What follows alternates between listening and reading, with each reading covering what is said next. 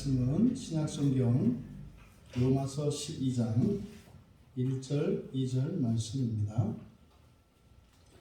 신약성경 256쪽입니다. 우리 같이 로마서 12장 1절 2절 말씀을 함께 읽겠습니다. 그러므로 형제들아, 내가 하나님의 모든 자비하심으로 너희를 권하노니 너희 몸을 하나님이 기뻐하시는 거룩한 산 제물로 드리라. 이는 너희가 드릴 영적 예배니라. 너희는 이 세대를 본받지 말고 오직 마음을 새롭게 함으로 변화를 받아 하나님의 선하시고 기뻐하시고 온전하신 뜻이 무엇인지 분별하도록 하라. 아멘. 설교의 제목을 사도의 영원한 권면이라고 했습니다. 사도의 영원한 권면. 이것은 마치 당시에 로마 교회에 있는 성도들에게 편지를 썼던 그 사도 바울이 육성으로 오늘 우리에게 이 시간으로 들려지는 것 같은 그런 의미가 있는 말씀이다. 이런 뜻으로 이렇게 정한 것입니다. 이것은 예수님이 이 땅에 다시 오시기까지 성경을 믿고 예수 그리스도의 구원을 믿는 이들에게 동일한 능력으로 동일한 의미로 그 말씀이 유효하게 될 줄 믿습니다. 우리들이 이 말씀을 살펴보기 전에 바로 로마서는 11장과 12장 여기가 이제 크게 나뉘는 부분입니다. 그래서 12장부터는 보다 구체적이고 실천적인 지침을 우리에게 주는 것인데 오해하지 말 것이다. 이것이 그냥 이 세상에서 조금 괜찮은 사람 되는 것, 괜찮은 신자가 되는 것 이렇게 오해해서는 안 된다라고 말씀을 드렸습니다. 왜냐하면 11장까지 사도 바울께서 말씀하셨던 모든 복음의 요약은 그것을 한 단어로 한다면 부활이기 때문에 그렇습니다. 부활. 그래서 바울 사도께서 이제 이 부활에 대한 그 의미를 깨닫고 난 후에 비로소 바울 사도가 가지고 있었던 신앙에 대한, 인생에 대한, 심지어는 이스라엘의 역사에 대한 모든 궁금증과 의문이 깨끗이 사라졌고 이제 바울 사도의 인생관은 선명해졌습니다. 그러니까 과거에 대해서도 미래에 대해서도 종말 이후에 대해서도 명확해졌습니다.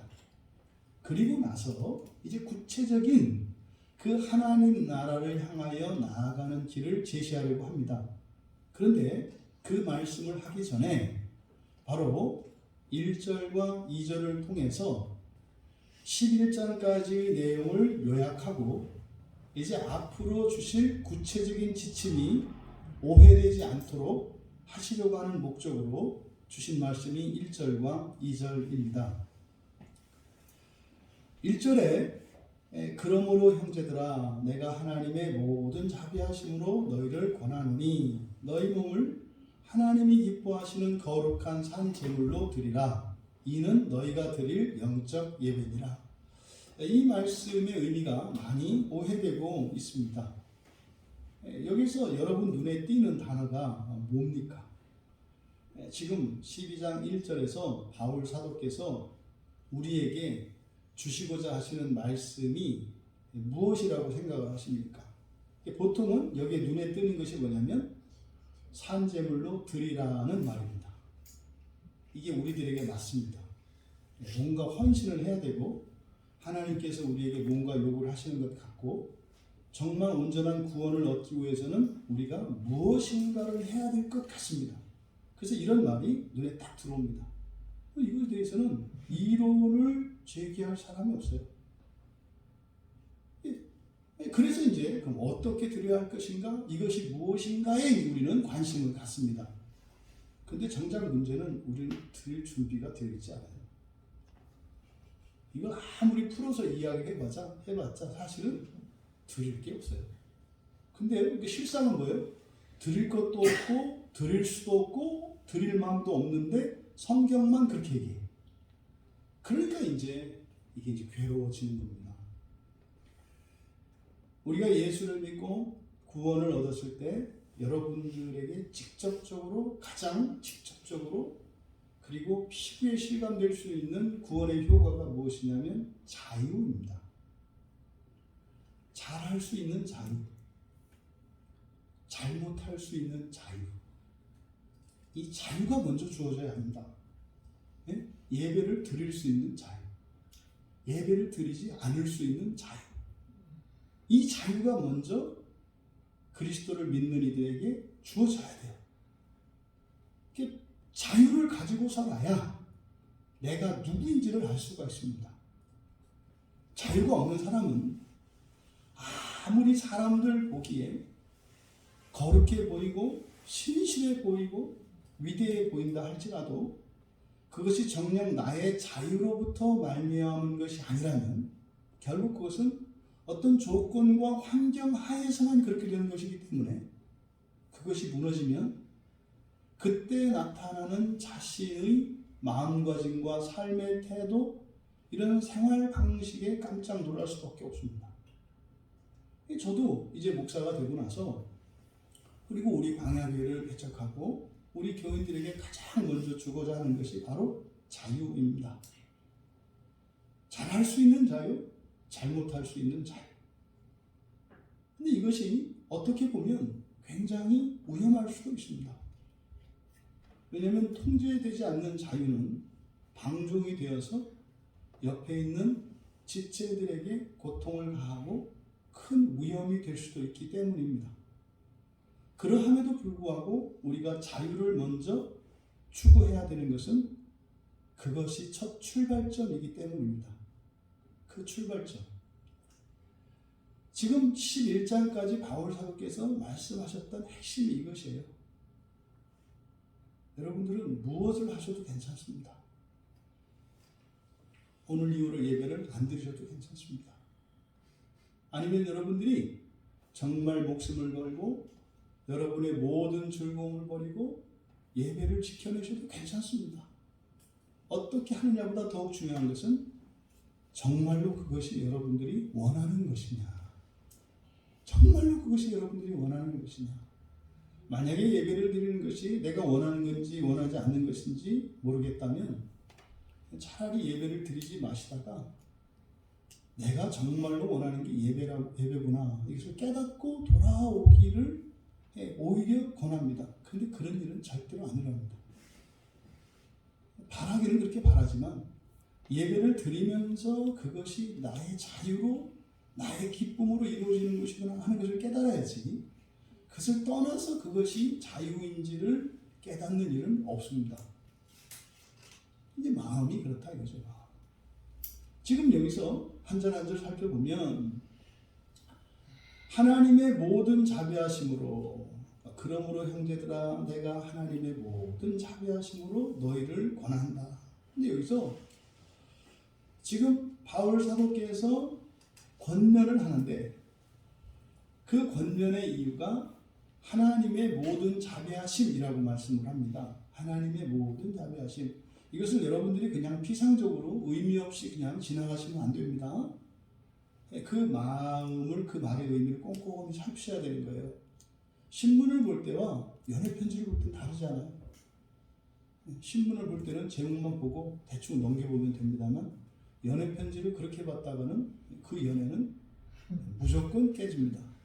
왜냐면 얘기는 기억을 못해요. 이야기를 했는데 그런 말 했던가? 뭐 이러는 거죠. 안 되죠. 성경은요, 하나님의 부의 편지예요. 우리를 향하신 그 하나님의 이 연서가 사실 성경책이거든요. 그래서 이 성경에 담겨있는 참된 의미들을 우리가 꼼꼼히 살펴봐야 한다. 여기서 지금 우리말 성경에 자비라고 자비라고 번역한 이 단어는 적절하지 않습니다. 여기서 오이크티르모스라고 하는 말인데 이것을 자비라기보다는 작년 이게 8월 마지막 주에 설교를 했었더라고요. 이 부분을. 이것을 뭐라고 번역해야 된다? 체휼이라고 했어요. 체휼.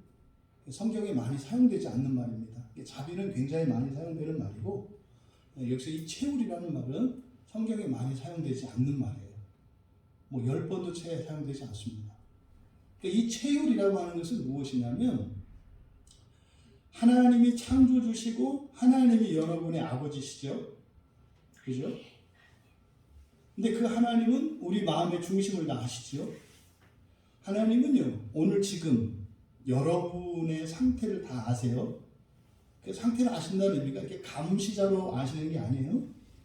여러분의 육체적인 피곤함과 여러분의 인생에 대한 이러저러한 탄식과 한계와 이걸 아신다는 뜻이에요. 감시자로서도 아닙니다.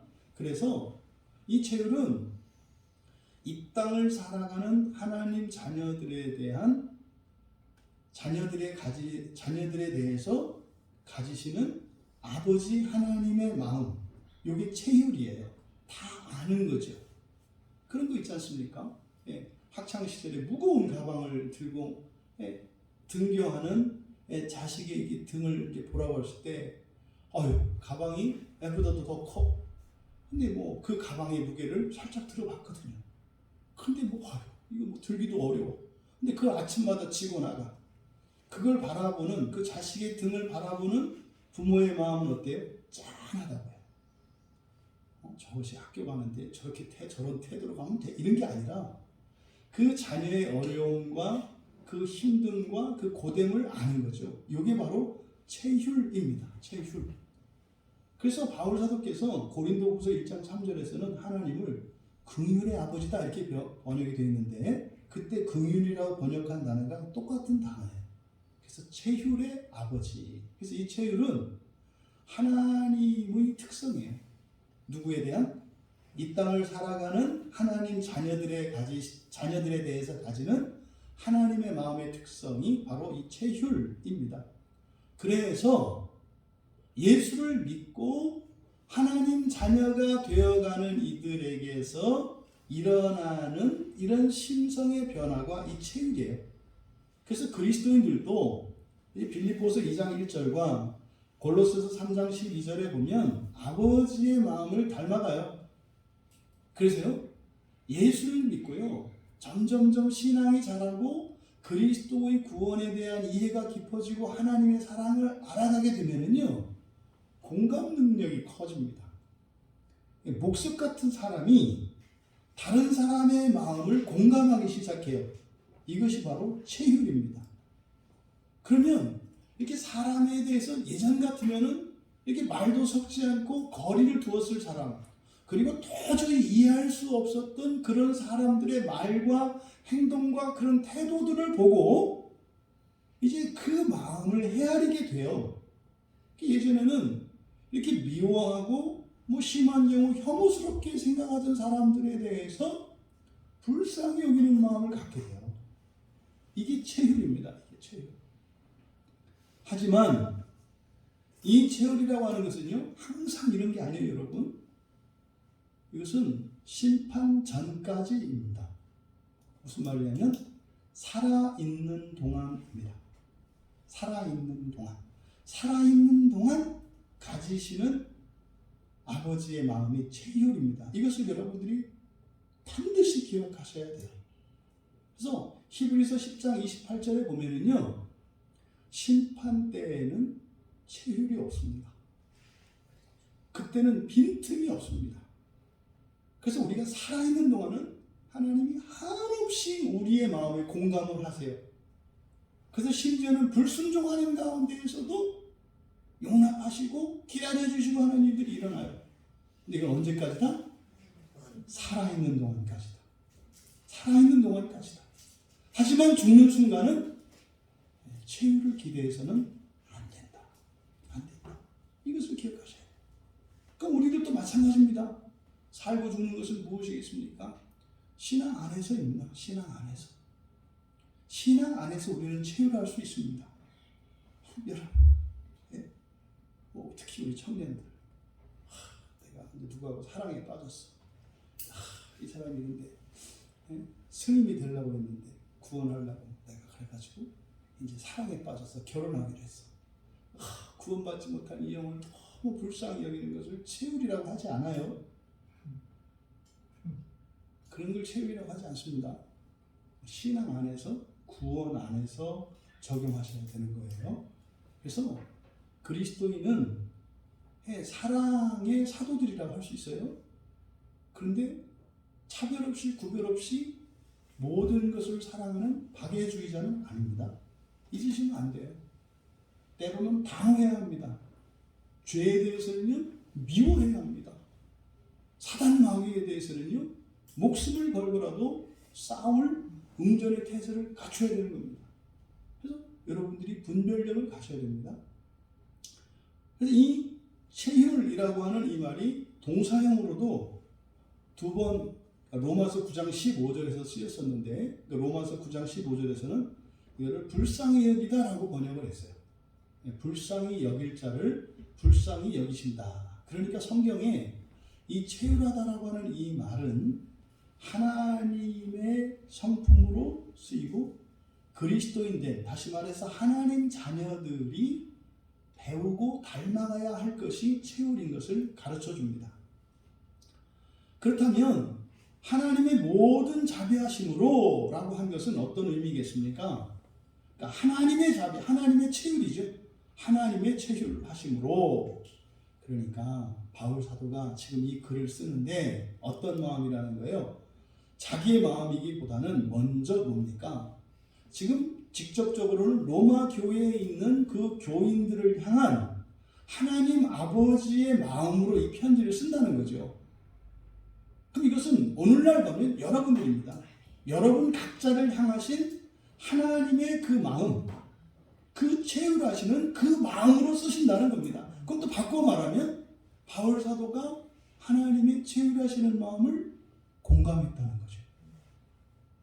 그러면 바울 사도의 마음이 어떨 것 같으세요?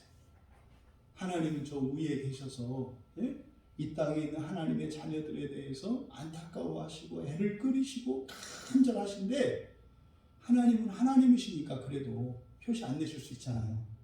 근데 그것을 깨달은 바울은 어떻게 해요? 그런 거예요. 이 가정에서 부모의 마음을 모르던 자식이 아무렇게 막 살아갈 때가 있어요. 그러다가 그 중에 하나가 철이 들었어요. 그래서 부모님의 마음을 알았어요. 그럼 여전히 그냥 철부지같이 뛰노는 다른 형제들과 이제 그동안 그 느끼셨을 아버지 엄마의 그 마음을 깨달은 한 자녀가 그 사이에 끼어 있을 때 어떻겠냐 이 말이에요. 그 부모님의 마음을 공감하면서 그러면은 또 이 자식들의 마음도 알잖아요. 절대로 안 변할 거라는 거 알잖아요. 왜? 내가 그랬으니까. 그러니까 사실은 더 커져요 이게. 절대로 안 변할 거라는 것을 알면서 또 하나님은 반드시 변화시키지 않으시면 포기하지 않을 것이라는 걸 알 때 이게 사실 제가 예수 믿었을 때 그래서 제가 목사 되기로 한 거예요. 보니까 제가 맨 처음 이 체휼을 느꼈던 게 그거 같아요. 아, 하나님이 나를 이렇게 긍휼히 여기시고 나를 구원하시길 원하셨구나. 지금까지 그러셨구나. 할렐루야 했는데 문제는 나만 해요. 우리 가족 가운데.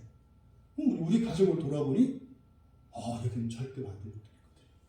이 집은 절대로 될 집이 아니에요. 우리 집은 우리 집인데 우리 집이 아니에요. 그러니까 이때 이제 그러니까 오죽하면 그 어린 고등학교 2학년짜리가 뭐 안다고 이제 교회 나간 지 얼마도 안 됐는데 제가 주의 종이 되겠습니까? 이러겠어요? 주의 종이 뭔지도 몰랐다고요. 보니까 이게 주님의 마음을 조금 한 거죠. 조금 한 거예요. 그러니까 어떻게 해요? 주님의 뜻을 이루기 위해서 주님의 뜻은 저희 부모님과 저희 가족 형제자매를 구원하시려고 하는 주님의 마음이에요. 그 애끓는 마음이에요. 그 마음을 좀 깨달으니까 내 인생 포기하고 주의 종의 길을 가겠습니다. 내 인생을 다 걸겠습니다. 이런 마음이 딱 든 거예요. 그 철부지 같은 고등학교 2학년짜리 그 마음에 체휼함이 드니까 물론 이제 금방 사라져요. 근데 오래 가지는 않아요. 근데 이게 바로 체휼이다. 지금 바울 사도가 이 말씀을 하는 이유, 바로 하나님의 모든 자비하심으로 권면한다라고 하는 것은 뭐겠습니까? 지금 이 권면이 얼마나 중요한 것인지, 그리고 이 말씀에 대하여 하나님이 얼마나 간절한 기대를 가지고 계신지 그 절박함을 이 편지의 수신자들에게 또 이 시간 우리들에게 주시려고 하는 것입니다. 그리고 너희를 권하노니, 여기를 이제 권한다. 이제 파라칼로인데 이걸 현재형으로 쓰고 있어요. 현재형으로. 현재형은 영혼을 의미합니다. 그래서 이 파라칼레오의 현재 명령으로 파라칼로 그랬어요. 그러니까 권한다. 이거는요, 영원한 권면이요, 영원한 위로인 것을 가르쳐 주는 겁니다. 이 권하다라고 하는 이 파라칼레오라는 말이 무슨 말입니까? 이게 뭐 어디에서는 권면하다, 어디에서는 위로하다, 이렇게 번역되어 있다고 했지 않습니까? 그래서 이 말이 가지고 있는 의미는 위로와 충고의 의미가 동시적으로 있는 거예요. 그런 거 있잖아요. 줄 것은 없지만 그냥 안 됐다, 뭐 이렇게 위로할 수 있잖아요. 너무 아프다, 대책이 없으니까. 근데 이 파라칼레오는 그게 아닙니다. 그 마음, 그 아픔과 그 고통에 공감하면서 그것을 벗어날 수 있는 구체적인 대안이 있는 겁니다. 그걸 주는 거예요. 근데 주더라도요, 상대방이 안 받을 수 있잖아요. 그래서 그 마음을 헤아리면서 그 벗어날 수 있는 이런 충고를 줄 수 있는 것, 이게 파라칼레오입니다. 그러니까 여기서 지금 너희를 권한다 할 때 이것은 그냥 립서비스가 아니고요, 말로만 하는 거 아니고요, 그리고 이것은 일시적인 거 아니에요. 이것은 아주 근본적인 것이고 절대적인 위로입니다. 그러니까 이 위로는요, 근본적으로 그 슬픔과 아픔과 고통과 고난의 뿌리를 없앨 수 있습니다. 일시적으로가 아니라 영원히 없앨 수 있는 것입니다. 지금 바울 사도의 이 말씀의 의미를 여러분들이 잘 아셔야 돼요. 그러면 뒤에 나올 이 말씀의 무게들이 얼마나 큰지 아시겠죠? 이게 흔히 말하면 그런 거예요. 여러분 인생 바꿀 수 있고요, 여러분 팔자 바꾸실 수 있는 말씀이다 이 말이에요. 한마디로 얘기하면. 예? 그리고 일시적인 것만이 아니에요. 그리고 이게 여러분 한 분만을 위한 게 아니에요. 여러분 한 분을 통해서 저는 여러분 가족 모두가, 더 나아가서는요, 여러분의 자자손손, 여러분의 조상들, 여러분 가문에 이르기까지 하나님의 절대적이고 영원한 위로가, 그 충고가 여러분을 통해서 흘러가기를 바랍니다. 더 나아가 우리 민족 전체가 그렇게 되길 바랍니다. 어저께요, 우리 우체전제가 하나면서 그 개업을 했잖아요. 가기 전에 그 옆에 전에 오셨던, 왜 우리 교회 홈페이지 보면 예배당 사진이 이렇게 넓게 보이는 사진 있잖아요. 네? 그 사진을 찍었던 그 집사님이에요. 그 집사님이 이제 성경 공부할 때 말씀드렸었는데, 주일 성수 하겠다고 수천만 원의 매출이 일어나는 주일 가게 문을 닫았던 분이에요. 성경 공부를 하다가 이 주일 성수가 이렇게 해야 되는 거구나, 그래가지고 결단하고 했던 분이에요. 잊을 수가 없어요. 그래서 지금도 어떤 이제 큰 일들이 있으면 계속 연락을 하고 기도하고 이렇게 이제 합니다. 근데 이제 우체령전에 가기는 길에 거기서 이제 거리가 얼마 안 떨어져 있어서 이제 갔습니다. 갔는데 또 놀라운 일이 있었잖아요. 거기 가는데 그 집에 세 사는 그 30대 40대 그 자매들이 둘이 있었는데, 하나는 크리스찬 가정이고 하나는 넌 크리스찬 가정이었어요. 거기 가서 전도하고 왔어요. 거기 가서 전도하고 왔어요. 왜 그 말씀을 드리냐면, 예수 그리스도에 대한 복음은요, 이것이 절대적이고 영원한 것이어서 나뿐만 아니라 나를 통해서 인생 전체, 그리고 자신뿐만 아니라 가족 모두에게 흘러가요. 오늘 연락이 왔어요. 그 중에 크리스찬 자매는 어제 목사님 가시고 나서 어제부터 가정 예배를 시작했습니다. 또 가정 예배를 시작했어요. 그 아이가 다엘이라고 하는 아이가 있더라고요. 이 아이를 위해서 권면을 했죠. 그리고 이제 또 한 자매는 보니까 이제 그런 인생 여정이 또 쫙 나오는 거예요. 이제 오래 있었는데도 몰랐던 얘기들까지 이제 다 하게 됐어요. 이렇게. 그래서 이제 기도해주고, 그냥 아마 그 가정에 복음이 들어간 것 같아요. 같이 들어간 것 같아요. 근데 제가 그렇게 복음을 전하고 얼마나 감사한지 몰라요.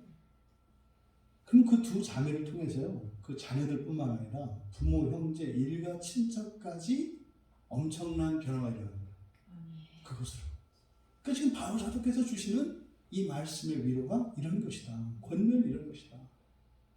부디 주시는 이 말씀이 또 사실은요, 앞으로 12장 이하에서 주어지는 이 말씀들이 얼마나 놀라운 것이고 얼마나 가치 있는 것인가를 사실은 바울 사도께서 지금 강조하고자 하는 거예요. 도덕적인 교훈으로 듣지 마라. 그런 거 아니다. 그냥 이 세상에서 무슨 괜찮아 이런 거 아니다. 이런 거 아니다. 엄청난 기대가 지금 여기 있는 겁니다. 그러면서 주신 말씀이 뭡니까? 너희 몸을 하나님이 기뻐하시는 거룩한 산제물로 드리라. 여기서 하나님이 기뻐하시는 이라고 되어 있지 않습니까? 근데 이 하나님이 주어가 아니고요. 이것은 하나님께예요. 하나님께 드려라. 뭐 이렇게 되는 겁니다. 하나님이 아니라 하나님께 드려야 됩니다. 그리고 여기서 이 기뻐하시는 이라고 하는 형용사가 제물을 수식하는 건지 아니면 뒤에 나오는 예배를 수식하는지가 참 구분하기가 어려워요. 예, 문법적으로 그렇습니다. 어렵습니다. 구분이. 근데 이전까지는 저도 이 제물로 수식하는 것으로 봤어요. 근데 이제 다시 한번 본문을 아주 꼼꼼히 살펴보니까 뭐 이렇게 해도 틀렸다고는 할 수는 없어요. 문법적으로. 그런데 이제 뒤에 2절과 연관지어서 생각을 해보니까 기뻐하시는 이라고 하는 이 말은 뒤에 나오는 예배의 수식어로 봐야 되겠더라. 그러면 여기는 어떻게 되겠어요? 너희 몸을 하나님께 거룩한 산제물로 드려라. 뭐 이렇게 되는 거죠. 그래서 지금 이 문장에서 초점은요, 그 대상이신 하나님께 집중을 하고 있어요. 그러니까 무엇이 아니라 누구에게에 지금 중점을 두고 있다는 말이에요. 그러니까 하나님께가 중요하지 무엇이가 중요하지 않다 이 말이에요. 근데 그동안 많은 분들이 이 본문을 볼 때 이 기뻐하시는 거룩한 산 제물에 초점이 맞춰져 있어요. 그래서 하나님이 기뻐하시는 이렇게 되어 있거든요. 그게 아니라 여기서 중요한 것은 뭐다? 하나님께가 중요하다 이 말이에요. 방향이 중요하다 이 말이에요. 하나님께가 중요하다. 하나님께. 여기에 초점을 맞춰야 한다. 이게 그래서 이 본문이 오해되면 어떻게 됩니까?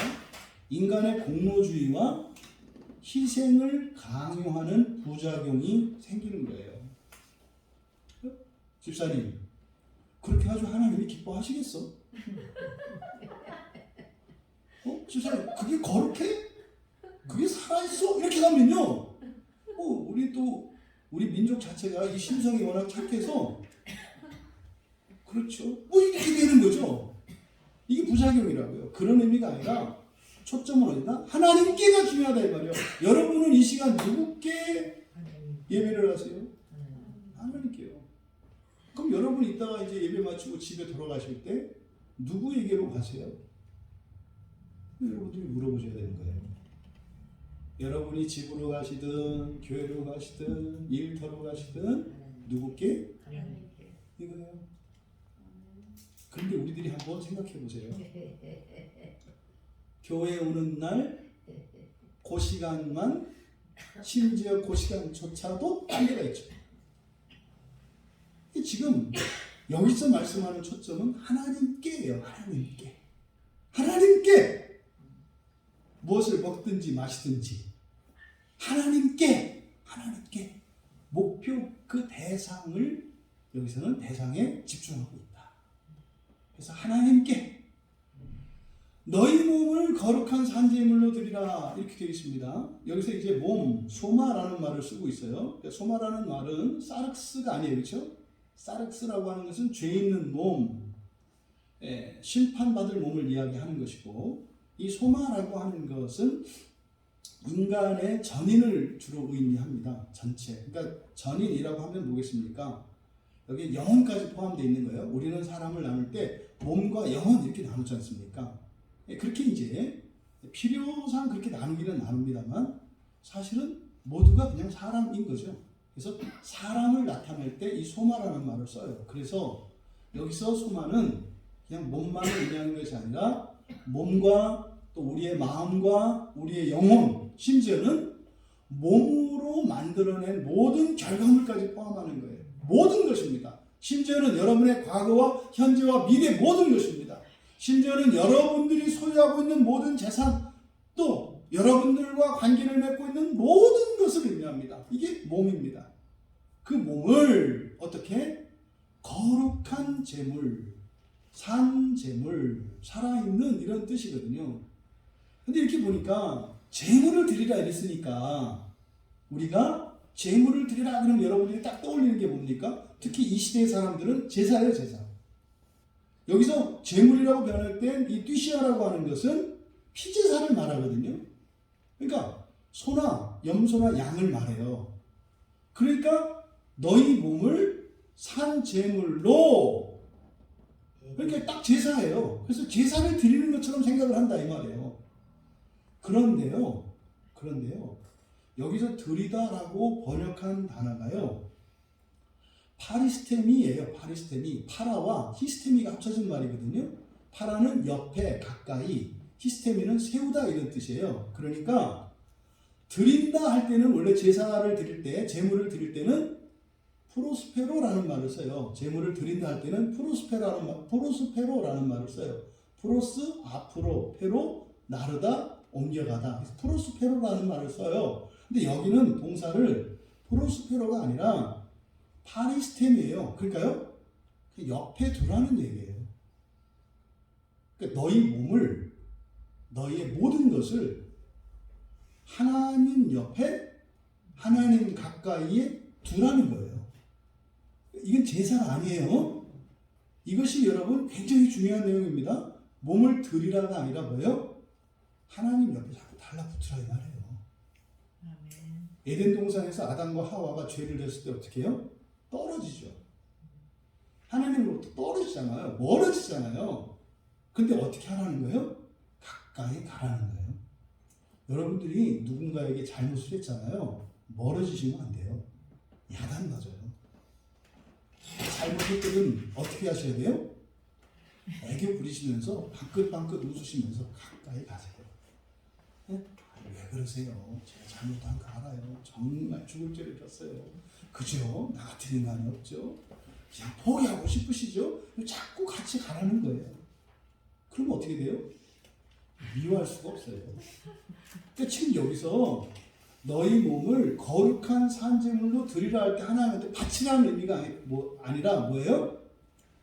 있는 그대로를 들고 자꾸 하나님 옆에 따라다니는 거예요. 껌딱지처럼. 이게 지금 이 말씀의 초점이에요, 여러분. 그리고 나서 이것이 너희가 드릴 영적 예배니라 이렇게 되어 있는데, 여기서 먼저 영적 예배라 할 때 예배 앞에 수식 앞에 있는 기뻐하시는 여기로 와야 되는 거죠. 그렇죠? 그러니까 이것이 너희가 드릴 영적인 기뻐하시는 예배다. 근데 사실은 여기서 영적이라고 번역한 것은 완전히 잘못 번역한 거죠. 이 영적이라고 번역한 이것은 영적이라고 하는 의미가 전혀 없어요. 전혀. 왜냐하면 여기서 영적인이라고 번역한 이 단어는 로기켄이거든요. 로기켄은 로고스에서 온 말이에요. 로고스는 뭡니까? 예, 이것은 합리적인, 이성적인, 또 진리에 합당한 이런 뜻이거든요. 그러니까 이게 영적인이라는 것은요, 푸뉴마라든지, 예? 또는 아니면 뭐 천사라든지, 뭐 이런 말이 있어야 되는데 전혀 그런 의미가 아니니까 이거는 굉장히 아주 고민을 해서 오역을 한 사례예요. 그러니까 이게 지금 이거는 설정을 한 거죠. 번역하시는 분이 구약의 유대인들이 드렸던 제사와 우리들이 드리는 제사는 다르다. 그들이 드리는 제사는 뭐였어요? 동물을 제물로 드렸지만 신약의 그리스도인들은 뭘로 해야 된다는 거예요? 당신을 제물로 드려라. 이렇게 한 거예요. 그래서 이걸 어떻게 해요? 당신을 드린다고 그러니까 그럼 내가 죽어야 돼요? 그러니까 이게 또 할 말이 없잖아요. 그래서 이 로기켄을 어떻게 해요? 영적인이라고 애매하게 이거를 굴려버린 거예요. 아니, 당신을 드리라는 게 뭐 목숨을 바치라는 얘기가 아니라 영적으로 그렇다는 얘기지. 이게 뭐예요? 이게 사람의 생각입니다. 사람의 생각. 그런 얘기가 아니에요. 그런 얘기가. 여기서 영적인이라고 번역한 것은 이 단어는 합리적인, 합당한 이렇게 번역을 해야 되는 거예요. 그래서 이것이 너희가 드릴 합리적인 예배, 합당한 예배, 마땅한 예배 이렇게 해야 되는 거예요. 지금 그리고 그렇게 합당한 예배인데 기뻐하시는 하나님. 그러니까 우리들이 해야 되는 것이 그것이고 하나님이 기뻐하시는 것이 그것이다. 이렇게 얘기를 하는 겁니다. 그래서 여기서 기뻐하신다. 이게 이제 마음에 딱 드는 뭐 이런 말이거든요. 여기 이제 뒤에도 기뻐하시는 이라는 말이 이제 2절에서도 나옵니다. 그래서 이 기뻐하시는 이 형용사를 예배를 수식하는 것이 맞겠다라고 2절과 같이 비교해서 말씀을 드린 거예요. 그러면 지금 1절의 말씀을 정리하자면 여러분 내용은 이거예요. 구약의 백성과 신약의 백성이 하나님을 섬기는 방식과 목적이 어떻게 달라졌는지를 가르쳐주는 말씀이에요. 구약의 백성과 신약의 백성이 하나님을 어떻게 섬기는 것이며 무엇을 위해서 섬겨야 하는 것인지 그 차이점을 밝히고 있는 게 지금 1절의 말씀입니다. 보십시오. 구약의 하나님 백성들은 흠없는 제물을 들고 어디로 가요? 성전으로 가잖아요. 왜 가요? 속죄받기 위해서 가죠. 그러니까 흠없는 동물 제물을 들고 성전으로 가는데 속죄를 받기 위해서 간다 이 말이에요. 물론 감사로 서원으로 여러 가지 의미가 있어요. 근데 제사의 가장 중요한 목적은 속죄입니다. 그러니까 속죄를 위해서 성전으로 가는 거예요. 그게 제사예요. 그러면 신약의 그리스도인들, 신약의 하나님의 자녀인 그리스도인들은 어떻게 하라는 겁니까? 몸과 마음과 모든 생각과 꿈과 소망과 탄식과 슬픔과 자신의 모든 것을 다 들고 어디로 가요? 교회로 가잖아요. 교회로 가는 거예요, 교회로. 그런데 왜 가요? 그러니까 왜 붙어 있으려고 하냐 이 말이에요. 뭘 바래서 붙어 있어요? 첫째 부활. 예, 예수님 닮으려고 첫째 부활을 위해서. 구약의 백성들은 속죄를 위해서 가죠. 율법의 의는 온전한 사람을 이루어요. 속죄받는 겁니다. 흠없는 사람 되는 게 구약 백성들의 소원이에요. 근데 신약의 백성들은 11장까지 한 얘기가 뭐라 그랬어요? 11장까지 특히 9, 10, 11장에서 이 결론에서 다뤘던 주제가 뭐였다고요? 영광, 하나님의 영광, 부활. 신약의 백성들은 왜 교회로 가요? 부활을 위해서 간다 이 말이에요. 이게 엄청난 차이예요, 여러분. 구약의 백성들은 속죄를 위해서 제물 들고 갑니다. 신약의 백성들은 그냥 자기가 몸과 마음과 자신의 뭐 착하고 악하고 더럽고 뭐한 거 부끄러운 거 뭐든 다 들고 그냥 간다고요. 왜요? 하나님 자녀되기 위해서. 이게 예수님 구원이라는 거예요. 지금 11장에서 이어지는 이 말씀이 여러분들에게 전달이 될 수 있기를 바랍니다. 오늘날 너무나 많은 사람들이 교회를 갈 때 속죄받기 위해서 가요. 심지어는 교회에서조차 예배 시작할 때 속죄하라고 얘기를 합니다. 그러면서 또 말은 예수님이 다 속죄해 주셨다고 합니다. 도대체 뭐예요? 예수님이 속죄해 주신 건 뭐고 또 맨날 나보고 속죄하라고 하는 건 뭐냐 이 말이에요. 속죄와 회개를 여러분들이 혼동하시면 안 돼요.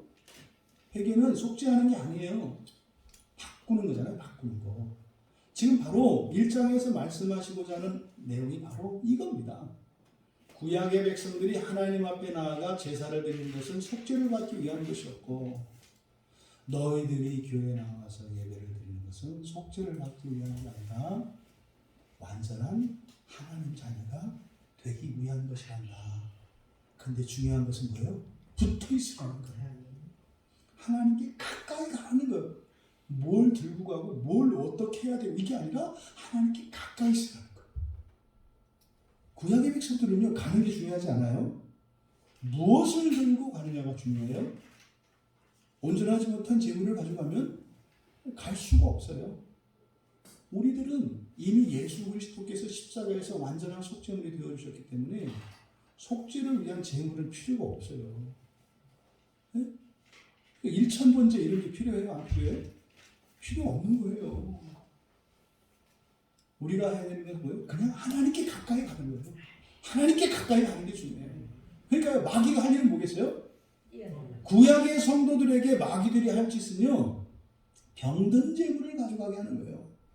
네? 온전한 재물이 10,000원인데 조금 다리 저는 재물을 10,000원에 5마리 준다고 해요. 네? 그래가지고 재물을 드린 사람이 그또 그래도 표시한다고 그냥 안고 가면 된다. 뭐 이렇게 해서 내가 또 제사장하고 저 김 제사장 나하고 다 얘기를 해놨으니까 김 제사장이 2부 제사 때 김 제사장이 하니까 그때 가서 윙크 2번 하면은 그리고 누가 보냈다고 하면 받아줄 거다. 마귀는 그런 식으로 공작을 하는 거예요. 구약에서는. 왜요? 무엇이냐가 중요하니까. 그러니까 온전하지 못한 재물을 가져가면 소용이 없어요. 그럼 그리스도인에게 중요한 건 뭐라고요? 가는 게 중요해요. 그러니까 마귀가 어떻게 하겠어요? 가지 말라고 하잖아요. 안 가도 된다고. 안 가도 하나님은 당신의 마음의 중심을 보시기 때문에 교회 가면 하나님이 당신의 마음을 알고 교회 안 가면 하나님 모르시나? 이런 방식으로 해요. 이게 지금 대표적인 게 뭐예요? 예배를 깨는 거죠.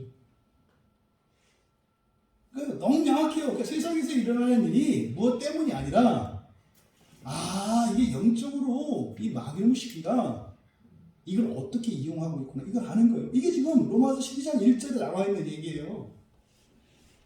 히브리서 기자가 뭐라 한다고 그랬어요? 모이기를 폐하는 시대의 습관이 따라가지 말라 그랬잖아요. 같은 말씀이에요. 그러니까 여기서 지금 바울 사도께서 말씀하는 거 신약의 그리스도인들이요. 당신이 해야 될 일은 말입니다. 하나님께 무조건 가까이 나가는 겁니다. 근데요.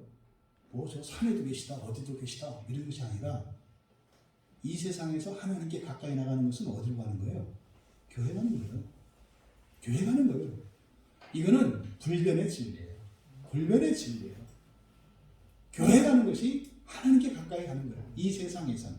이 말씀을 하는 겁니다. 여러분, 그러니까 예배의 방식, 하나님을 섬기는 방식이 달라졌죠. 구약에서는 제사를 드렸고 이제는 뭘 하는 거예요?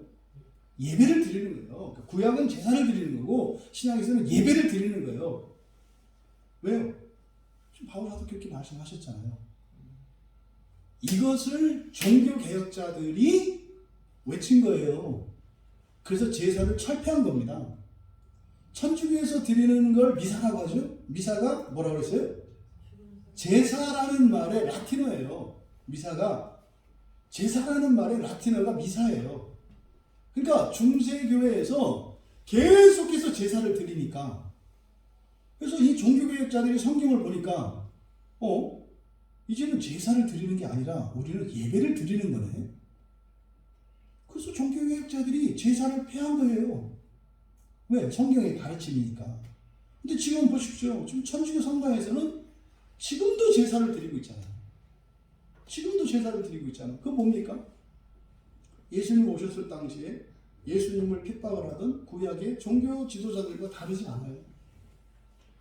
여전히 속죄를 위해서. 그러니까 뭐예요?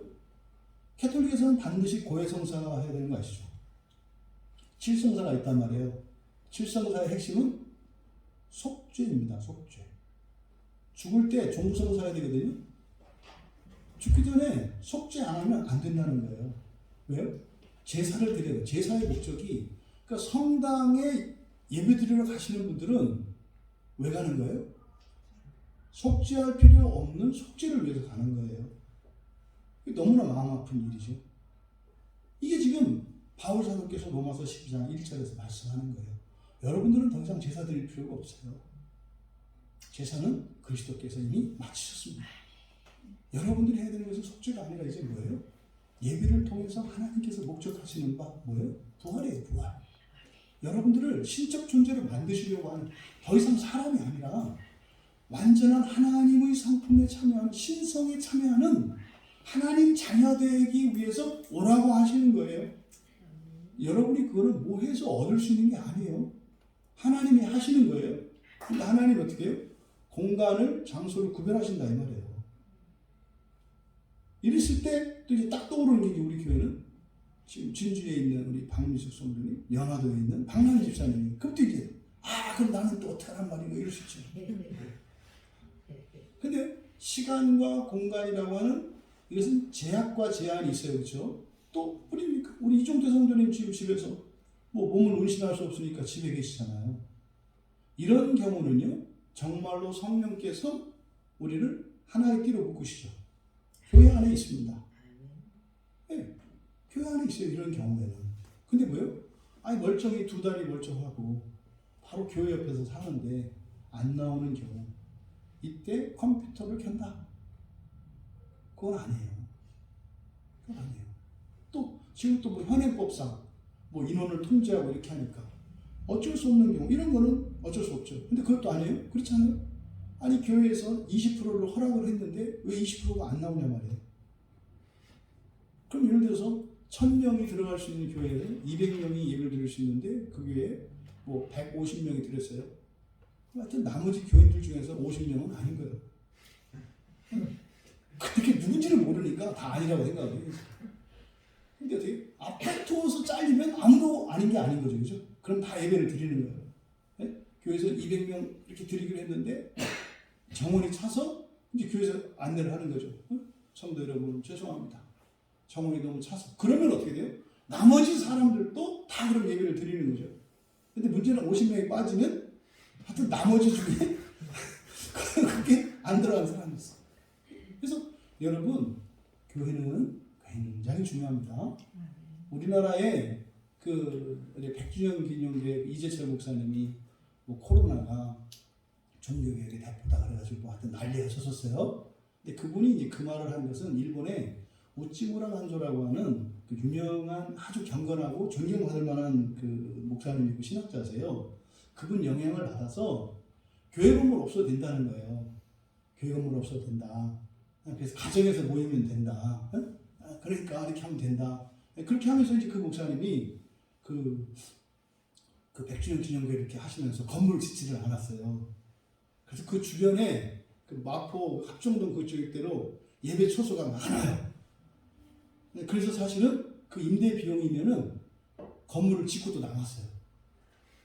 근데 건물은 안 좋은 거기 때문에 그냥 교회는 없애야 되는 것 때문에 그래서 이걸 평생의 신조로 삼고 계시다가 이번에 이제 막 코로나 터져서 이제 원래 교회에 모일 수 없는 상태가 되니까 그동안 맺혔던 얘기를 이렇게 이제 하신 것 같은데 일본은요 교회 가면 죽어요.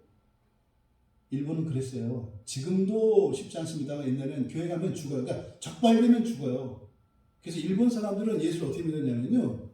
예수를 믿는데 집에다가 불상을 놔요. 불상을 놓고요. 그 뒤를 딱 돌리면 십자가가 있어요. 불상 뒷면에 이렇게 십자가가 있다고요. 그럼 불상을 놓고 예배를 드리다 누가 와요. 그러면 우리는 부처님께 지금 예배를 드리고 있는 거예요. 그래가지고 일본의 이 예배 형태가 난장판이에요. 왜? 다 죽으니까. 그래서 일본의 많은 순교자들이 예배 때문에 죽어요. 그래서 일본의 목사님들이 교회 예배당을 절대 하지 마라. 예배당을 고수해서 신자들이 죽어가는 거 하나님 기뻐하시는 거 아니다. 맞죠? 저도 그 동의합니다. 근데 우리나라에서는 그거 상관이 없어요. 이런 잘못된 생각, 이런 시대 정신. 이제는 제사 드릴 필요 없다. 그러니까 여러분들이 예배를 드리는 게 구약의 성도들과 어떤 차이가 있으며 왜 그런 것이고 예배를 드리는 목적이 무엇인지 여러분들이 분명하게 정리를 하셔야 돼요. 죄책감에 휩싸이지 마세요, 여러분. 제발. 죄책감이 여러분을 죽여요. 그리고 하나님으로부터 여러분을 멀어지게 만들어요. 죄책감을 느끼면 느낄수록 어떻게 해라? 뻔뻔하게 하나님 앞에 가서 비벼라. 자꾸. 하나님 나 이쁘죠? 나 사랑하죠? 이래도 사랑하죠? 비벼라. 진짜 알량한 양심 요만한 거 가지고 나는 면목이 없어서 그러다가 죽어요. 예배당 가기 꺼려지시니까 더 가세요. 2절에 너희는 이 세대를 본받지 말고 오직 마음을 새롭게 함으로 변화를 받아 하나님의 선하시고 기뻐하시고 온전하신 뜻이 무엇인지 분별하도록 하라. 여기도 보세요. 우리말 성경에 다분히 자꾸 우리들로 하여금 무언가를 하라고 강요해요. 이 세대를 본받지 말라. 맞는 말이에요? 틀린 말이에요? 맞는 말이잖아요. 하나도 틀릴 거 없어요. 그럼 여러분들에게 한번 여쭤봅시다. 여러분들은 이 세대를 본받고 사셨어요? 본받지 않고 사셨어요? 아유, 여러분 지금 헤어스타일 다 본받은 거예요. 지금 연세 있는 분들은 20년 전 여러분 청년 때 사진 보시라고. 파마도 그때 파마와 지금 다르고 모든 게 달라. 이 세대를 본받지 않을 수가 있어요? 없어요? 없어요. 그런데 여기서 말씀하는 바는요. 여기서 세대라고 번역되어 있는 이 말은 시대입니다. 시대. 아이노스, 아이온이거든요. 토, 아이온이 그래서 시대예요. 이 시대 정신입니다. 그러니까 이 시대를 본받지 말라가 아니라 이 시대에게 이 시대로 변화당하지 말아요. 그러니까 본받지 마라가 아니라 변화되지 마라. 그러니까 우리들이 해야 되는 건 뭐예요? 그러니까 뭘 적극적으로 안 받는 게 아니라 어떻게 해요? 버티는 거죠. 버티는 거라고요. 버티는 거. 그냥 친구들 따라서 하고 싶은데 하면 안 돼가 아니라 그때 좀 참잖아요. 요걸 말하는 거예요. 요거. 참지 않고 끌려갈 때도 있잖아요. 참는 거 이걸 말하는 거예요. 그러니까 이 시대로 변화되지 마라. 수동태예요. 수동태. 그러니까 지금 이때 당시에는 지금 뭘 얘기하는 거겠어요? 1절에서는 지금 제사와 예배에 대해서 말했죠. 그러니까 그리스도인들 안에 그때 당시에 그리스도인들의 이 교회 안에 어떤 그 다른 생각이 있었던 거예요? 예수를 믿은 그리스도인이 되었다 할지라도 제사를 드려야 한다 라고 하는 생각이, 지배적인 생각이 교회 안에 있었던 거예요. 제사를 드려야 한다. 그래서 바로 앞에 1장에서 제사와 예배가 다르다는 것을 설명을 했잖아요. 그러니까 지금 2절에서 우리말 성경에 이 세대를 본받지 말라라고 하는 것은 이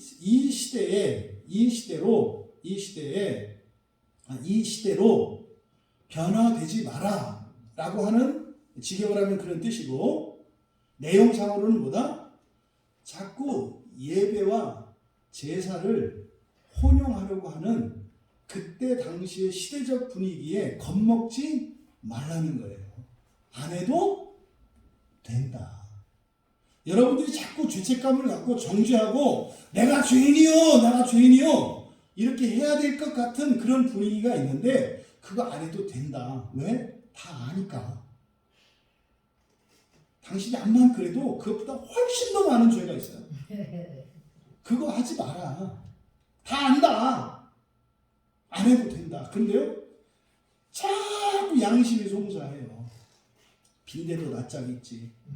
죄인은 빈대만큼도 낯짝이 없는 거예요. 원래 빈대를 과소평가하시는데 빈대는 인격적이지 않아서 하나님이 지어놓으신 자연 섭리를 따라 살아요. 사람은요 훨씬 크고 똑똑하지만 섭리를 벗어났어요. 빈대만한 낯짝도 우리는 없어요. 그러니까 빈대는 낯짝이 있지만 우리는 낯짝이 없다, 이렇게 되는 거예요. 그 속담을 넣으시면 안 되는 거예요. 그래서 뭐요? 이때 당시로는 제사 찜찜한 거예요. 예수를 믿고 나서 드리던 제사를 안 드리니까 찜찜하다고, 속죄를 해야 되는데 이 찜찜하다고. 그러니까요 자꾸 또 누가 얘기해. 목사님이 하지 말라는데, 아니 뭐 이거 하는 게 나쁜 의도가 아니잖아. 그리고 뭐 안 하는 것도 아니고 더 하는 건데 나쁜 건 아니잖아. 왜 우리는요 더 하면 좋은 거다라는 생각이 있어요. 근데 죄는 뭐라고 했습니까? 모자라도 죄예요, 넘쳐도 죄예요. 똑같아요. 거리는. 이게 수학에서 절대값 아닙니까? 원점에서 오른쪽으로 가서 플러스 1이든 왼쪽으로 가서 마이너스 1이든 거리는 똑같은 거예요. 죄라는 것은 거리예요. 거리. 그래서 어떻게 해요? 하나님께 가까이 하는 게 중요하지. 모자라냐 넘치냐가 중요한 게 아니에요. 멀어지지 말고 가까이 가야 된다.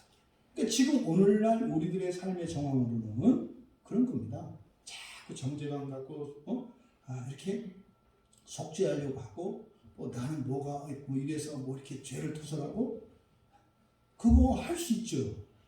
자신의 죄를 고백할 수 있어요. 근데 그건 그 죄를 이렇게 속죄받기 위해서 그런 것이 아니라 하나님의 은혜를 얘기하려고 하다 보니까 할 수 없이 내가 옛날에는 이랬어 이렇게 말을 하는 거죠. 그거 아시죠?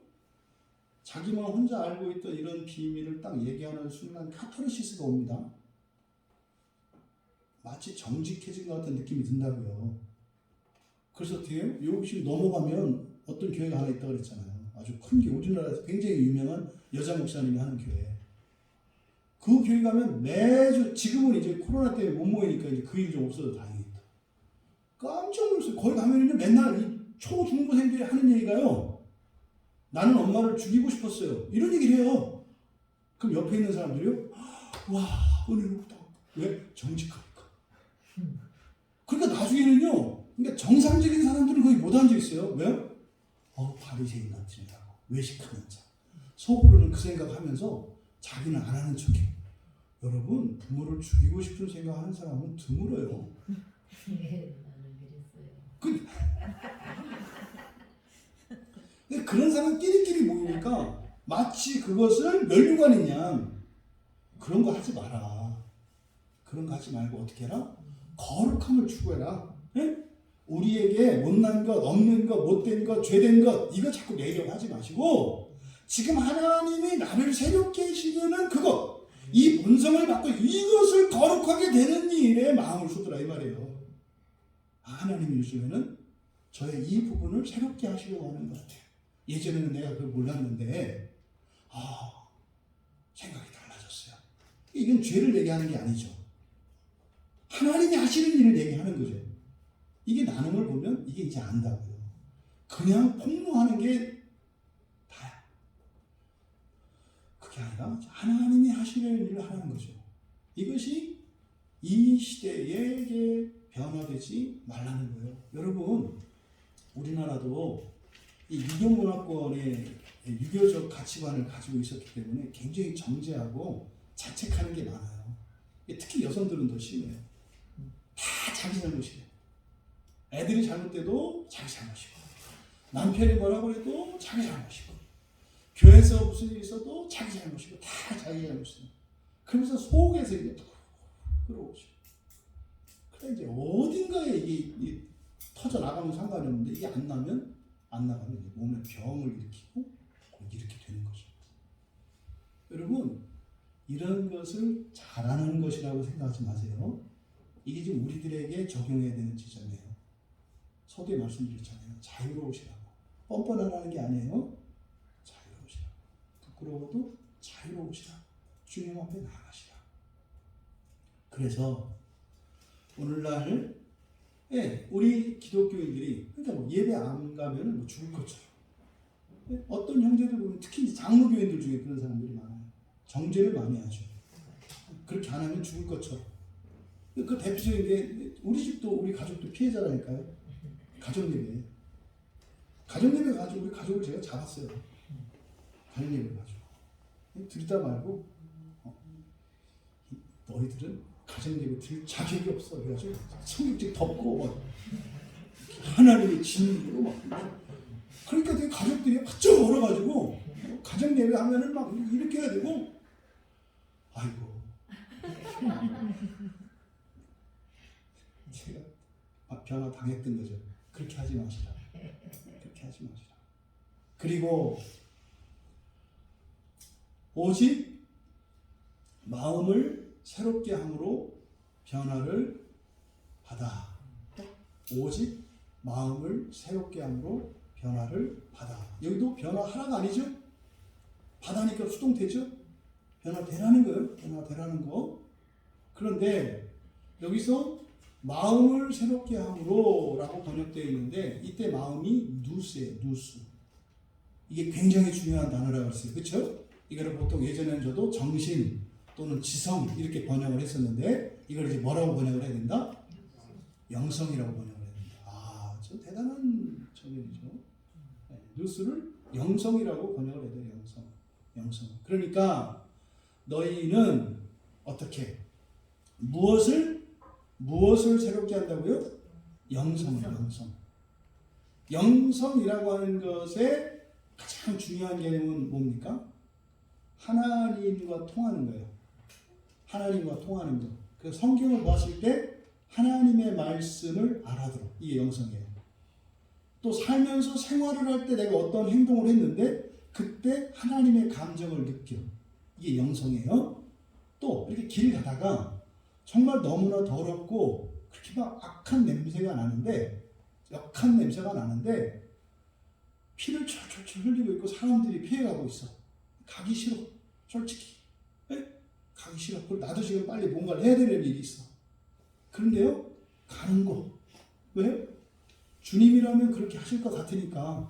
솔직히 나는 싫은데 주님이 자꾸 가라고 하는 이게 부담감을 오잖아요.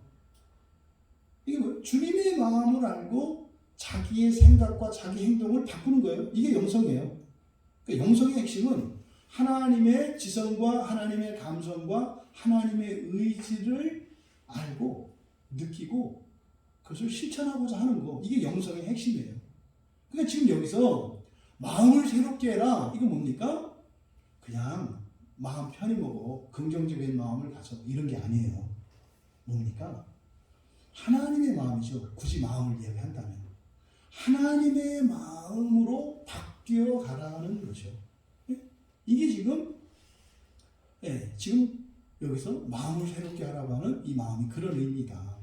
그리고 여기서 새롭게 한다라고 하는 것은요, 그냥 뭐 이렇게 조금 닦아내고 뭐 착하게 살고 이런 의미가 아니에요. 여기는 아나라고 하는 말과 카이노스가 합쳐져 있어요. 아나는 다시라는 말도 있지만 위로라는 뜻이죠. 위로. 그러니까 위는요, 하나님 나라 아니에요. 카이노스는 질적으로 바뀌는 거라고 그랬죠. 그러니까 영성을 어떻게 해라? 위를 향하여 완전히 질적으로 새로워지라는 거예요. 이게 뭡니까? 하늘 자녀세요. 하늘 자녀. 하나님 자녀로 새롭게 되라는 거예요. 뭐가? 우리의 누스를. 사람의 정신이 아니라 하나님의 영성으로. 인성을 개발하고 인성을 거룩하게 하라는 게 아니라 뭐예요? 신성을, 영성을 새롭게 하라는 거예요. 마찬가지로 여기서 변화되다 할 때 이 변화하다라는 말도 그냥 조금 바뀌는 것을 의미하지 않아요. 이게 지금 여기 이제 메타모르포라는 말이거든요. 메타 뭐뭐 함께라는 뜻이고요. 그러니까 형상 전체를 다 바꾸는 거예요. 완전히 달라지는 거예요. 완전히. 이게 뭡니까? 부활체가 되어가라는 거죠. 부활체가. 그러니까 영성을 하나님의 자녀로 질적으로 이렇게 변화되어 가면서 어떻게 해라? 바로 부활체가 되어 가라. 근데 이것도 마찬가지로 뭐라 했습니까? 수동태라고 그랬어요. 그렇게 되라가 아니에요. 그러니까요. 그렇게 되어 당해라 이 말이죠. 변화 당해라. 그건 뭡니까? 제발 하나님 손길에 뿌리치지 말라는 거예요. 하나님이 뭘 하려고 할 때 뿌리치지 말라는 거예요. 뭘 하라는 게 아니라 하지 말아야 할 것을 하지 말라는 거죠. 그러니까 사실은요, 가만히 있으라는 말을 이렇게 얘기한 거예요. 하나님이 여러분의 본성을 바꾸시거든요. 하나님이 여러분의 인생을 바꾸시거든요. 그런데 어떻게 해요? 놔두세요. 이거 하지 말라는 거예요. 하나님이 하시도록 하나님을 믿고 좀 가만히 있어라. 이게 적극적으로 우리에게 뭘 하는 것이 아니라 굉장히 수동적인 것이고 하나님이 하실 수 있도록 은혜를 거부하지 마라. 이런 의미입니다. 여러분, 앞에서 우리가 살펴봤습니다만 로마서 8장 21절에서 하나님의 자녀들의 영광의 자유에 이르는 것, 바로 이거예요. 여러분들이 예수를 믿는 순간 하나님 자녀가 되는 권세를 받으셨거든요. 하나님 자녀가 된 게 아니에요. 하나님 자녀가 되는 권세를 받으셨어요. 그럼 그 권세를 가지고 하나님 자녀 되어가는 거거든요. 그 권세라는 게 뭡니까? 하나님께서 은혜를 주시는 거예요. 근데 그때 권세로 뭐라는 거예요? 가만히 있으라는 거예요. 그 권세가 없으면요, 죄가 저항을 해요. 근데 권세를 받았기 때문에 여러분들이 여러분의 죄를 누를 수 있는 권세가 생겼어요. 그래서 가만히 있을 수 있다 이 말이에요. 어린아이들은 주사를 놓을 때 못 놔요. 간호사가. 왜요? 몸부림치니까. 근데 조금 잘하고 사리를 분별하는 애들은 어떻게 해요? 참을 수 있는 권세가 생기죠. 그래서 예방주사를 맞아요. 여러분들이 은혜를 받고 성숙했어요? 그러면 하나님이 여러분을 고치시도록 불안하고 겁나고 의심이 들지만 어떻게 해요? 잠잠해 있는 거예요. 이게 지금 이 말씀의 초점입니다. 여러분, 이 영성을, 누스를, 그러니까 우리가 초점을 둬야 되는 것은 뭡니까? 누스를 새롭게 하는 거예요. 영성을 새롭게 하는 거예요. 그것을 위해 필요한 게 하나님의 진리의 말씀이고, 그것을 위해서 필요한 게 하나님의 은혜예요. 그것에 대한 필요가 없는 사람은 성경 말씀이 입에 붙지 않아요. 돈이 나와요? 뭐가 나와요? 이렇게 한단 말이에요. 목적하는 바가 다르거든요. 목적하는 바가. 여러분들이 의사 선생님들이 보는 의료 매뉴얼 이런 게 여러분들한테 의미가 있겠어요? 그분들은 그 책 한 권을 몇십만 원 주고 사요. 근데 여러분들한테는 줘도 싫잖아요. 이 성경도 마찬가지예요. 이 성경도 이게 그냥 이 세상 잘 먹고 잘 사는 책이 아니라니까요. 그러니까 안 봐요. 왜? 그잖아. 이거 돈이 나오냐, 떡이 나오냐. 근데 돈은 나온다고 했어요. 옛날엔 나왔어요. 옛날에. 왜? 새 돈을 한국말로 넣어놓기 때문에. 요즘에는 그렇게 안 하니까 돈이 안 나와. 옛날에는 성경에서 가끔 떡도 나오고 돈도 나왔어요. 이렇게. 특히 이제 할머니나 내공 있는 분들이 보는 성경책은 떡가루가 많아. 그게 갈피갈피 떨어져. 근데 성경은요, 여러분을 사람 만드는 책도 아니고 세상 만드는 책이 아니에요. 이건 뭐라고요? 하나님 자녀 만드는 거고 신적 존재로 만드는 거예요. 그러니까 그것을 될 목적도 없고 되고 싶지도 않은 사람들이 성경을 보겠냐고요.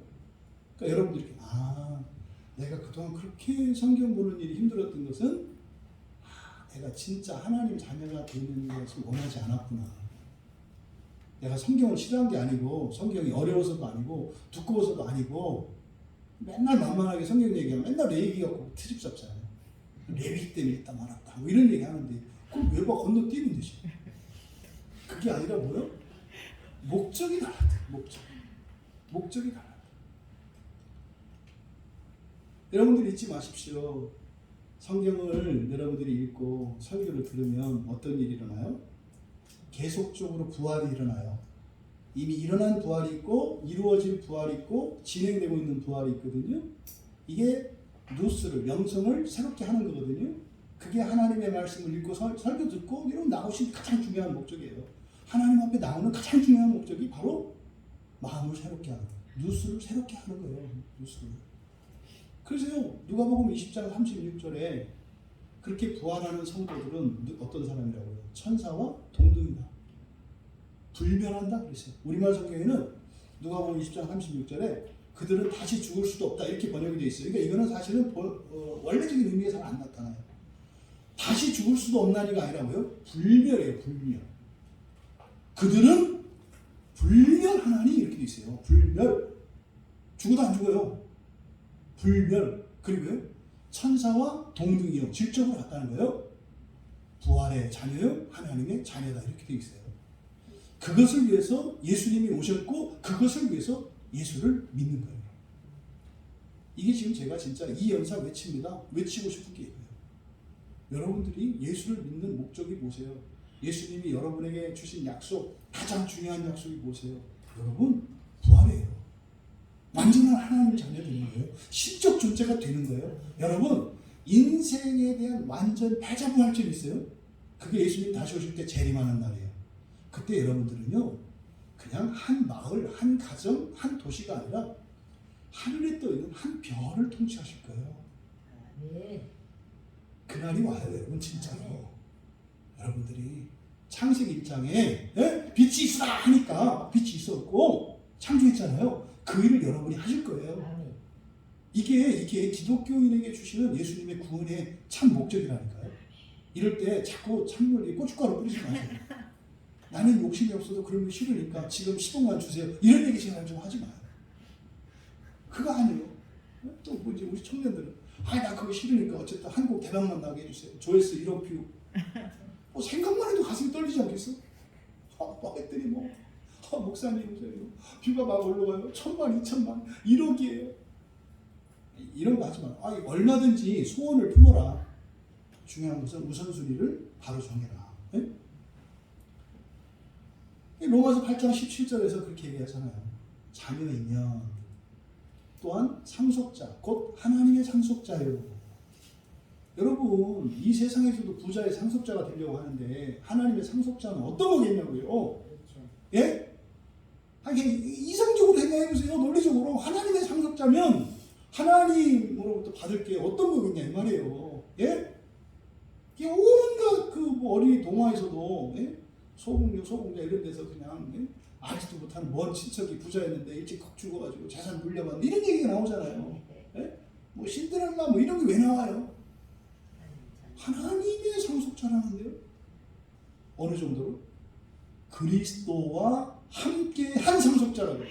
물론 그리스도는 첫 아들이어서 2배의 상속이 있어요. 구약의 율법에 따르면. 그때 2배 안 해도 괜찮아. 이게 보통 상속이 커야지. 그래서 그 영광을 받기 위해서 우리가 고난도 함께 받는다 이렇게 얘기를 해요.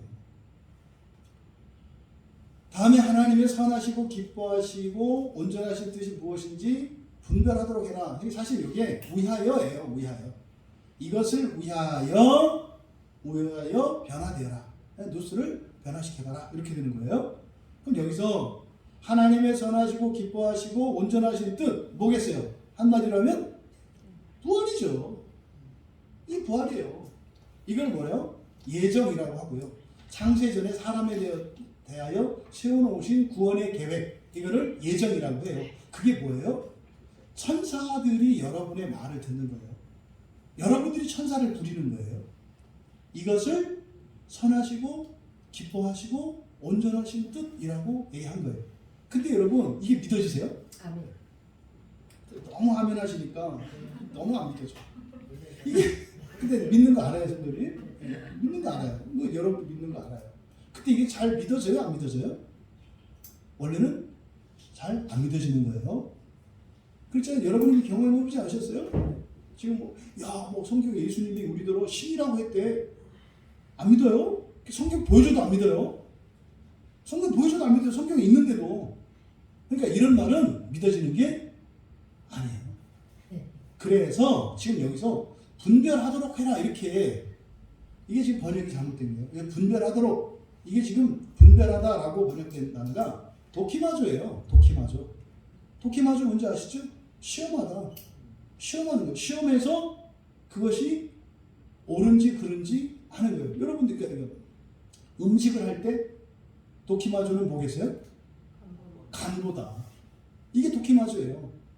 그래서 딱 해서 하면 끝난 거죠.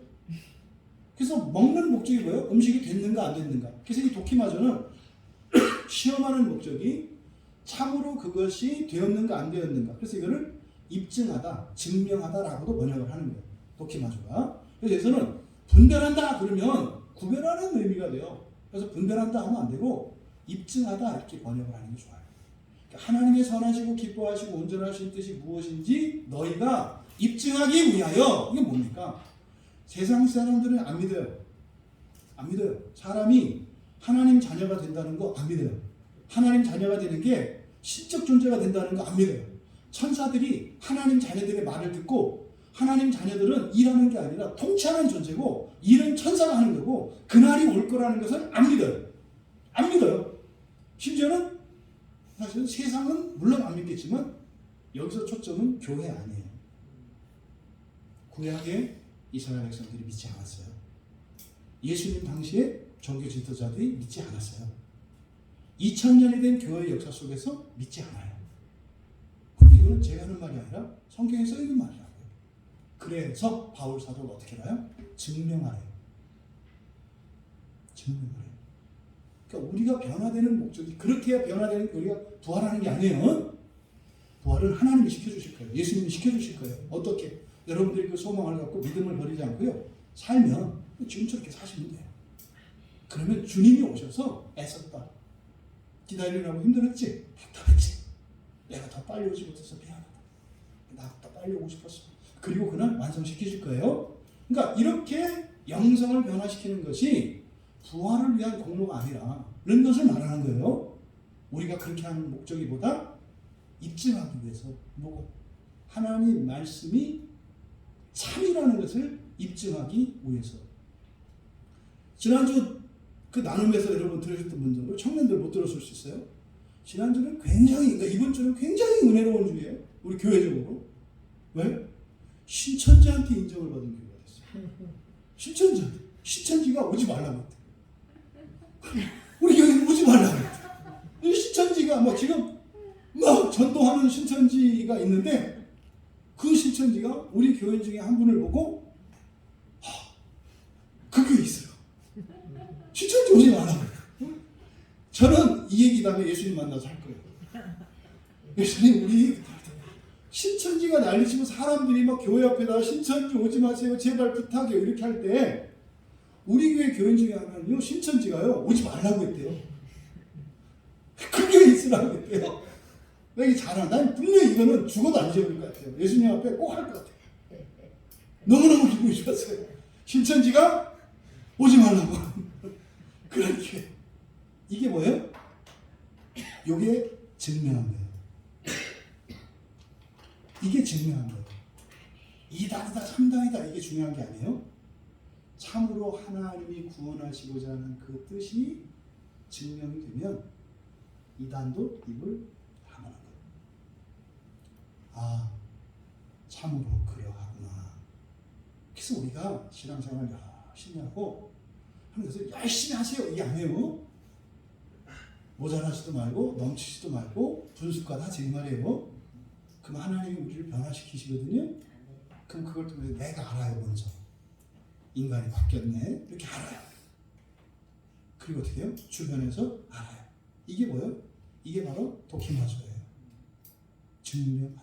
그래서 내가 나 자신이 확신할 수 없는 구원의 약속. 진짜 하나님 내가 천사들을 부려요? 실감이 안 나요. 그런데 이런 변화되어지는 과정들을 통해서 조금씩 믿음이 되고 실감이 나요. 그리고 나서 어떻게 해요? 천사들을 부릴 만한 권세와 영광이 있는 자들로 변화되어 가요. 의젓해져 가고요. 명예로워져 가고요. 그렇게 되어 가는 거예요. 그게 나뿐만 아니라 나를 통해서 내 주변에 있는 이들이 그렇게 되어 가는 거죠. 여러분, 부당한 현실 속에서 또 우리들 각자가 가지고 있는 우리의 부족한 자질과 약점들이 있잖아요. 예? 우리 스스로조차 우리를 싫어하는 이런 본성들이 있잖아요. 근데 그것을 변화시키려고 하는 목적이 뭐라고요? 하나님이 우리를 완전한 하나님 자녀로 그렇게 부활시켜 주실 것을 믿고 세상으로부터 오해를 받고 조롱당하고 있는 하나님의 구원을 입증하기 위해서. 하나님이 거짓말 하시는 분이 아니시다. 하지만 하나님이 헛소리 하시는 분이 아니시다. 예수님이 사기꾼이 아니다. 예수님이 정말 그 일을 하기 위해서 오셨다. 이것은 그 하나님의 오명을 벗기기 위해서 그렇게 하라는 거예요. 공로가 아니에요. 그렇게 해야 되는 게 아니에요. 그래서 죽어라 해야 되는 거 아니에요. 할 만큼만 하시면 돼요. 할 만큼도 하다가 어떤 때 지치고 힘들거든. 눌러 앉아도 괜찮아요. 중요한 것은 마음에. 눌러 앉아 있더라도 그 마음에 있지 않겠어요? 하나님의 누명을 벗기고 싶은 그 열망이 있지 않겠어요? 또 하나님이 은혜를 주셔서 힘도 주시고 돈도 주시고 언제도 주세요. 그렇게 해서 변화시키셔서 나로 하여 확신을 갖게 하고 내 주변으로 하여 예수 그리스도 앞에 나오게 하는 일들이 일어난다는 것입니다. 여러분, 하나님의 명예와 영광을 드러내는 일, 이것이 우리의 누수를 변화시키는 일입니다. 이것보다 더 가치 있고 영광스러운 일이 없어요. 여러분은 말씀을 정리합니다. 예배의 가치를 알라는 거예요. 제사와 예배를 구분하고 예배의 가치를 알라는 거예요. 그래서 예배의 가치가 얼마나 소중한 것인지 알고 예배의 자리를 지켜라. 두 번째, 과연 하나님이 부활시키실 것과 지금 부활시켜 가고 계시는 것을 여러분 스스로 시험해보라는 거예요. 그리고 여러분을 통해서 하나님이 그렇게 하시는 것을 세상에 입증하라는 거예요. 그것의 수단이 무엇입니까? 영성을 변화시켜가는 거예요. 그러니까요, 앞으로의 주제가 뭐겠어요? 영성의 변화죠. 영성의 변화죠. 12장 이하를 보통 설교자들이, 목사님들이 설교할 때 이거를 실천적 윤리라고 얘기를 합니다. 윤리는 이 세상 나라의 법칙이죠. 12장 이하에 나와 있는 구체적인 지침들은 이 세상을 살아가는 것이 아니라 하나님 나라를 살아가기 위해서 야곱의 사닥다리를 오르내리는 것처럼 천국에서의 삶을 준비하는 거예요. 그래서 여기에 있는 내용들이 교훈적인 것 같고 우리의 구체적인 이런 윤리적인 실천 같지만 그게 아니에요. 이 세상에서 그렇게 하라는 게 아니에요. 목적은 어디 있어요? 하나님 나라에 있어요. 하나님 나라. 부디 앞으로 12장 이하에 펼쳐질 내용들이 저도 기대가 돼요. 가슴이 두근거려요. 그리고 12장 1절 2절에 대한 이 설교가 작년 8월 마지막 주일에 했었는데 지금하고 너무 달라졌죠. 왜요? 로마서 11장까지 알고 나니까 이 12장 1절과 2절에 담겨있는 이 말씀의 의미, 하나님의 마음과 바울사도의 마음을 알게 있는 거죠. 이제 정말 여러분들이 이렇게 공중부양을 하는 것처럼 땅을 밟고 서되 점점점 땅 위에서 이렇게 멀어지면서 하나님 나라를 향해서 이렇게 구름 위에 산책과 같은 인생을 사시는 여러분 모두 되시기를 주님의 이름으로 축원합니다. 우리 말씀을 생각하며 우리 같이 함께 기도합니다.